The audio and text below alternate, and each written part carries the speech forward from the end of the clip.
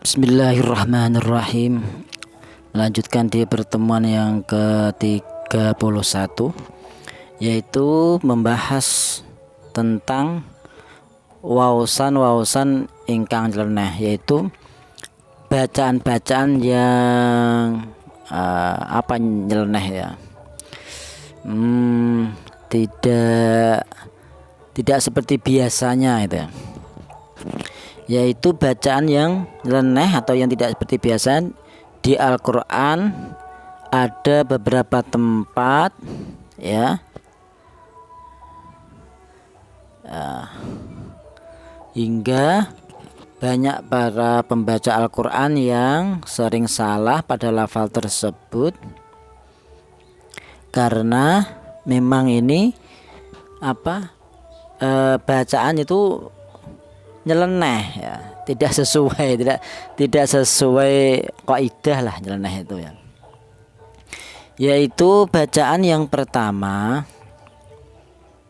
itu pada ini juz 2 surat Al-Baqarah ayat 245, dibaca ya besutu sin ya, sin ya.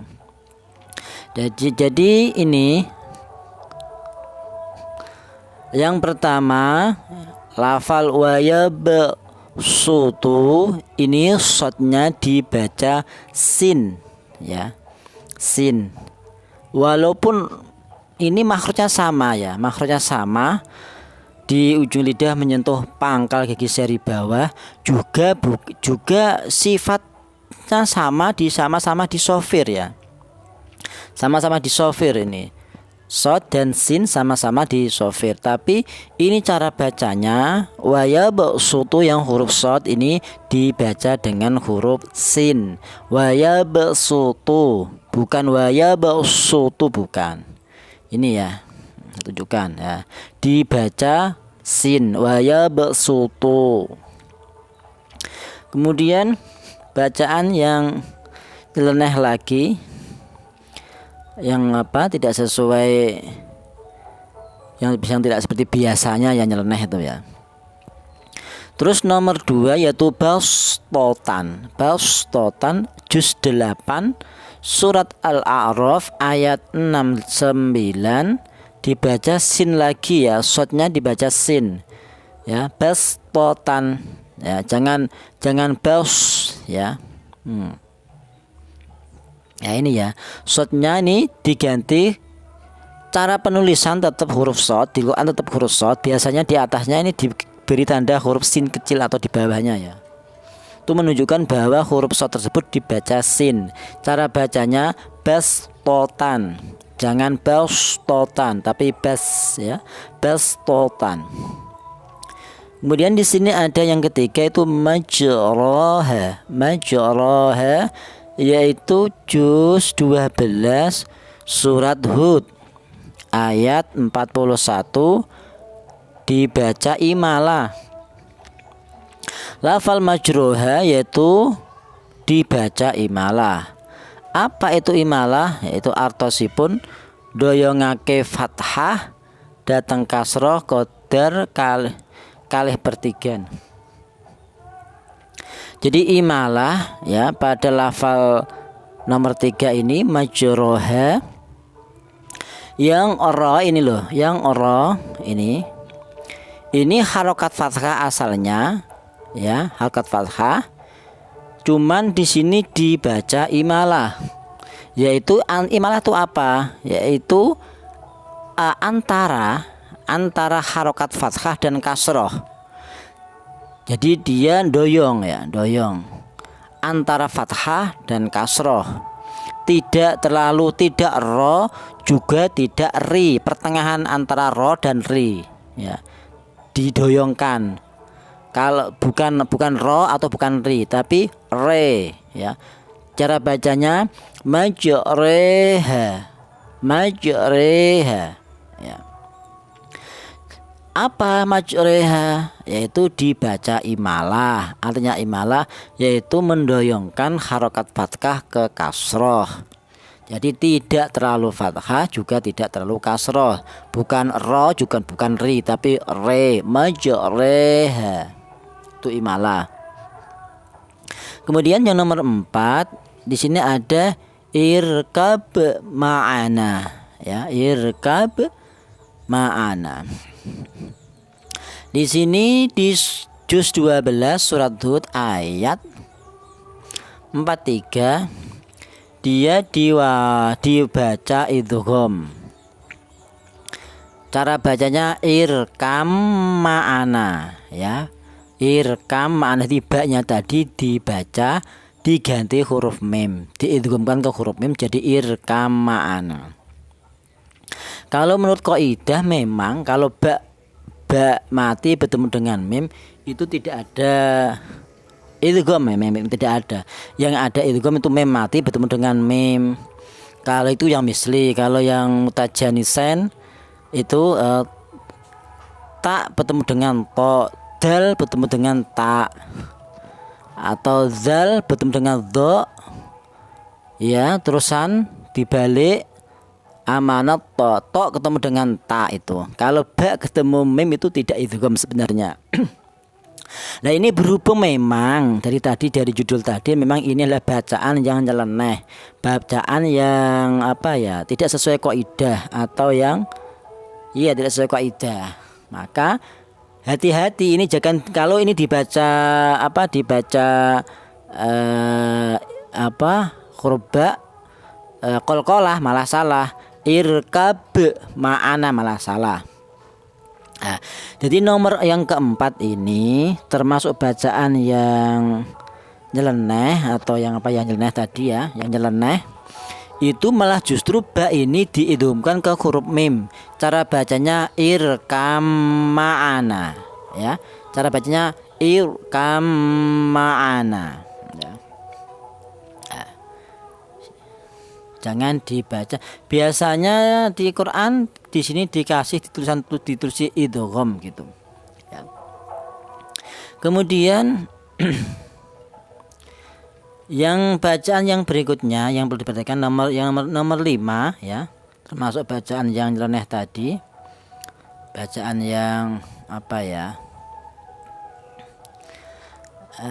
yang tidak seperti biasanya itu nyeleneh. Itu yang nomor 5 itu la ta'manna ya. La ta'manna di sini di juz 12 surat Yusuf. Ini ayat 11 dibaca ismam ya, dibaca ismam. Jadi lafal la ta'manna ini dibaca ismam. Apa itu ismam? Ismam artinya yaitu nyampurno fathah kaliyan domah sarana mencucu lambenipun. Jadi di sini ismam, jadi la ta'man ya, yang ini loh, yang mana yang ini la ta'manna di sini itu dibaca ismam. Apa artinya ismam? Ismam itu menyampur antara harokat fathah dan domah. Jadi dia tidak mana seperti yang saya baca tadi, juga tidak la ta'munna. Jadi dia dicampur antara harokat fathah dan harokat domah. Jadi cara bacanya la ta'manna ya. Ujung bibirnya mencucu ya. La ta'manna ya. La ta'manna ya. Jangan la ta'manna, jangan la ta'munna, jangan ya. Memang harokat fathah ini dicampur ya, bukan secara tulisan memang ini mimnya berharokat fathah secara tulisan. Tapi fathah ini dicampur dengan harokat doma ini ya, yang mim ya. Harokat mim fathah ini dicampur dengan harokat doma, tidak man, tidak mun, dicampur. La ta'manna ya, la ta'manna itu adalah ismam ya. Ini biasanya ditulis ismam, keterangan biasanya ya. La ta'manna dan ujung bibirnya itu mencucu ya. Saya ulang, bukan la ta'munna, bukan la ta'manna, bukan ya. Karena ini dibaca ismam yaitu menyampur harokat fathah dan doma. Cara bacanya la ta'munna, la ta'manuna ya. Kemudian nomor 6 di sini ada lakinnahu. Juz 15 surat Kahfi ayat 38. Nah, dibaca pendek ya. Sak harokat nalika di wasolake menawi wakof tetap panjang. Yang ini nomor 6 ya. Nah, di sini itu bila digabungkan dengan kalimat huwa ini diwasolkan, dia dibaca pendek. Padahal kalau menurut kaidah harusnya panjang alif ini. Nah, makanya ini bacaan-bacaan yang nyeleneh ya. Jadi lakinna huwa gitu. Jangan lakinna huwa, jangan, tapi lakinna huwa. Nah, dibaca pendek. Tapi kalau kita berhenti di sini memang dibaca panjang. Lakinna kalau berhenti loh ya. Tapi kalau dia wakof malah justru dibaca, kalau dia wasol dibaca pendek. Lakinna huwa. Kalau sesuai kaidah ini panjang, ada alifnya, alif jatuh setelah harokat fathah dibaca matobi. Tapi lagi-lagi ini termasuk bacaan yang nyeleneh yang perlu diperhatikan. Nomor 7 ada ansanihu. Nah, juz 15 surat Kahfi ayat 63 haipun kawaus dhamma. Nah, ha ini dibaca dhamma angsanihu. Nah, biasanya ha ini itu ikut dengan kalimat sebelumnya, harokat sebelumnya. Kalau dia kasroh biasanya kasroh angsanihi biasanya. Tapi dia dibaca dhamma. Terus yang nomor 8 wayat takhi an-nur qaf sukun ha kasroh pendek.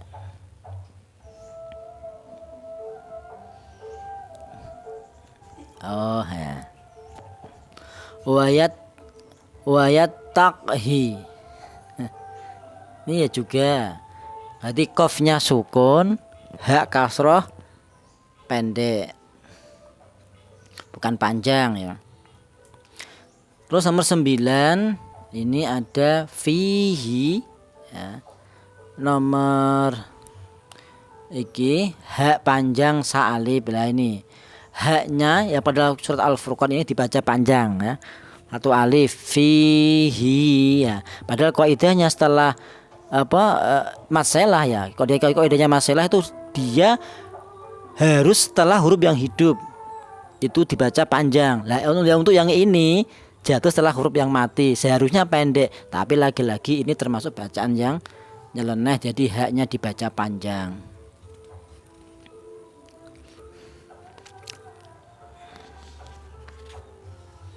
Terus lil alimina ini arum lamipun kawas kasroh alam lil alimin, biasanya kan lil alamin. Lah ini lamnya dibaca kasroh lil alimin. Yang nomor 11 yardahu haknya dibaca pendek sak harokat. Nah, biasanya sebelum hak dhamir kok berupa huruf yang hidup, biasanya ini terjadi masalah panjang. Nah, setelah huruf hidup, tapi di sini dibaca pendek yardahu. Yang ini waktunya udah habis. Kalau terlalu panjang nggak bisa diupload nih. Yang ini ajamiyu yaitu dibaca surat Fusilat dibaca tashil, yaitu dipermudah, yaitu hamzah yang nomor 2 dibaca setengah antaranya hamzah lan antasipun alif. Ini hamzah yang kedua. Ini cara menurut orang Arab ini apabila dua hamzah apabila kumpul dia tuh susah bacanya, maka dibuat tashil, dipermudah. Jadi hamzah yang kedua itu dibaca setengah hamzah juga setengah alif. Jadi jamiyu. Jamiyu. Enggak hamzah semua. Walaupun ini kalau lidah Indonesia dibikin hamzah semua ya mudah. Aa jamil juga mudah. Waktunya habis ini. Wa alam bisawab. Assalamualaikum.